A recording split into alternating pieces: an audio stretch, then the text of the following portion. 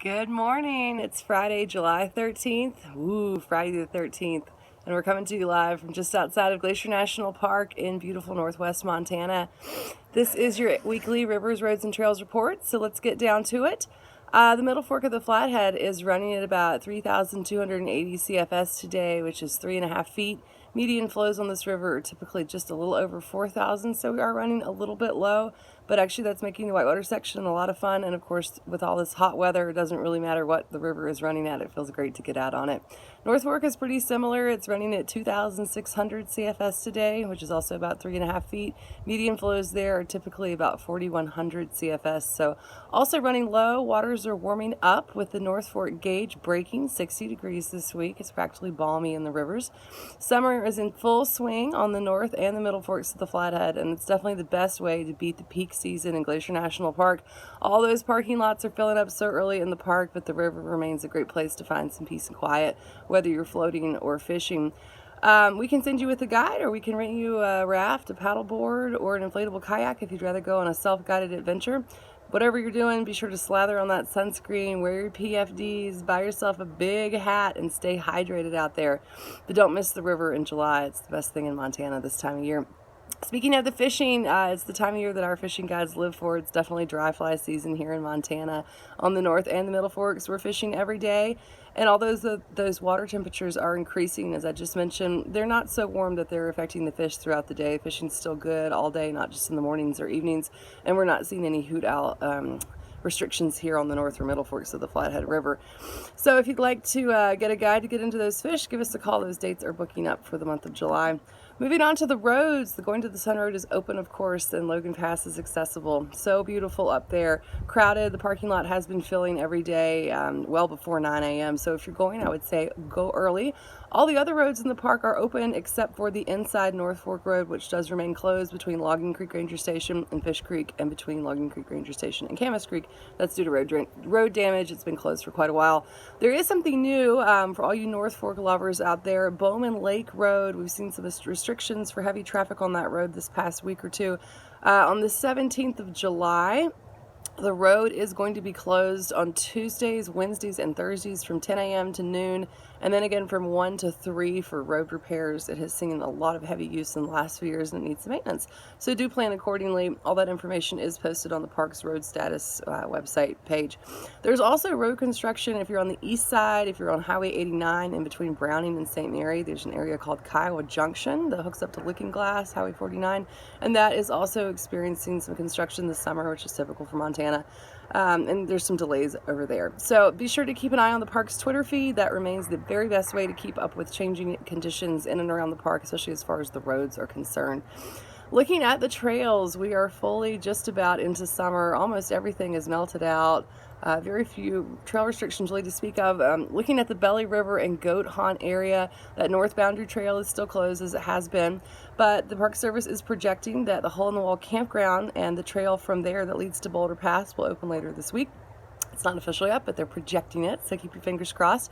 In the Lake McDonald area, which is of course our backyard, the Sperry Chalet, the area immediately surrounding the chalet, does remain closed due to construction and hazardous conditions. There is some exciting news about Sperry. You may have heard that the construction began this past Monday to continue stabilizing the dormitory itself. The dining room will be open for lunch to the public, and I believe for breakfast and dinner by reservation. There's some detailed information on that in the email version of the written Rivers, Roads, and Trails report that I'll send out later today. Also about Sperry, if we're talking about the Lincoln Creek Trail, that's going to be closed from the junction of the Lincoln Lake Trail and the South Boundary Trail and the Snyder Ridge Trail. That'll be going on for the remainder of the season to protect grizzly bear habitat while that construction is going on at Sperry.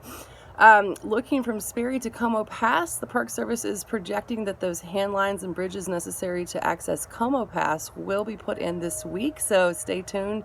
We're hoping to see that fully open here very soon. Como Pass is a delightful area, and Sperry Glacier is a wonderful thing to see up close, although it is a very hot trail, and the Park Service has been putting out numerous warnings and advisories that you need to be prepared for a good 13-14 mile day just to get to the chalet, to say nothing of the pass, with lots of water and everything you need to stay safe out there in this heat. So do keep that in mind.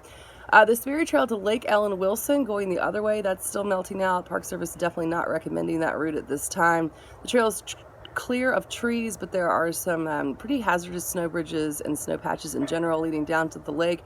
And then continuing on up from Lake Ellen Wilson to the backside of Gunsight Pass, same thing. There's a pretty hazardous swiftwater water crossing at that lower waterfall. Ice axes, crampons, all those things would be necessary still to get to the pass. So with the forecast like we have coming up, it shouldn't be long before all that stuff melts out. So just continue to wait patiently, and we'll be there before y'all know it.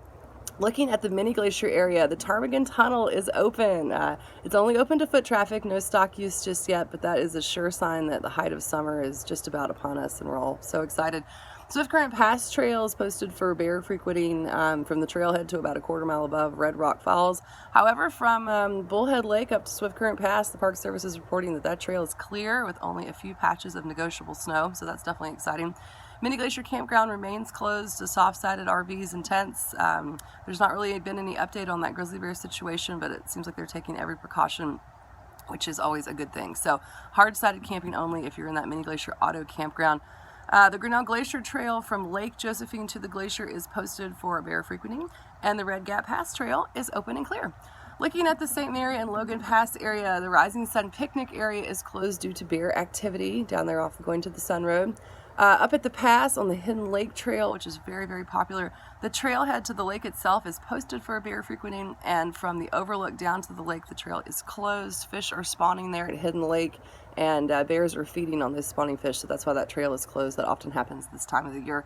Gunsight Lake Trail is in good shape from the going to the Sun Road up to the lake, but then beyond that, we were talking about Gunsight Pass a few moments ago. Same thing on that side of the pass. There's some pretty dangerous, high consequential snowfields that you'll need ice axes and crampons to negotiate. So if you don't have those skills, probably best to stay home for a couple more weeks while it fully melts.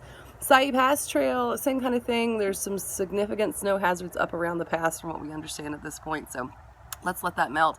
And if you're leaving from Virginia Falls to go to Red Eagle Lake, which is not a particularly popular thing to do, a long, long trail, but there are 119 trails down in the two sections of that trail, about 1.5 miles long. So I don't think anyone is recommending that you check that out this week. Let's get that cleared up first.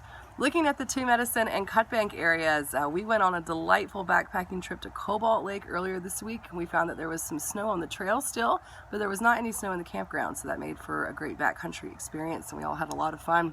The North Shore Trail in the Two Medicine area is closed for bear frequenting, and there's some Dawson-Pitamakan news. The trail is open. There are a few snow hazards persisting as of the last National Park Service report, particularly on that north side of Mount Morgan. There's some snow hanging out and some snowfields that you need to be careful around. And also, if you're going from the Two Medicine car campground to Old Man Lake, there are still 2 bridges out, as we mentioned last week. Triple Divide Pass is reported to be clear and in good shape. The Highway 2 corridor, there was some news on the Park Service's trail status page about various trails in the Nyack, Coal Creek area, but in general, that area is not very well maintained. There's lots of trees down, and the Park Service is definitely recommending that if you are going, you need to have the ability to navigate using a map. You need to have the right equipment to handle the Swiftwater Creek crossings that persist throughout the North Fork. There's not too many bridges back there. Long pants, sleeves, it's pretty wild back there. So keep that in mind if you're thinking about a trip in that Highway 2 corridor. In the North Fork, Bowman Lake Campground is posted for bear frequenting. The northern section of the Quartz Lake Loop is closed from the junction of Upper Quartz Lake via the Cerulean Ridge. That is closed for bear activity. And past the Upper Kintla Lake Campground, National Park Service is reporting lots of downfall on the trail to Boulder Pass, which is making travel difficult with large backpacks. So keep that in mind if you're thinking about trying to get that permit from Upper Kintla. Backpacking, if you are going backpacking, Snyder and Lincoln Lake remain closed for the summer. The Mini Glacier Campground is closed to soft-sided camping. The not auto campground at Mini Glacier is also closed due to bear activity. And the Park Service has Snyder, Sperry, Sperry, Grace Lake, 50 Mountain, and Boulder campgrounds all temporarily closed due to sensitive environmental conditions.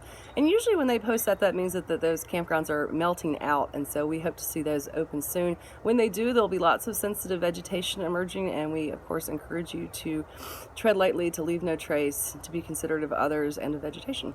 So keep that in mind. The campgrounds for auto campgrounds, everything was full late Thursday afternoon when I last looked at that website.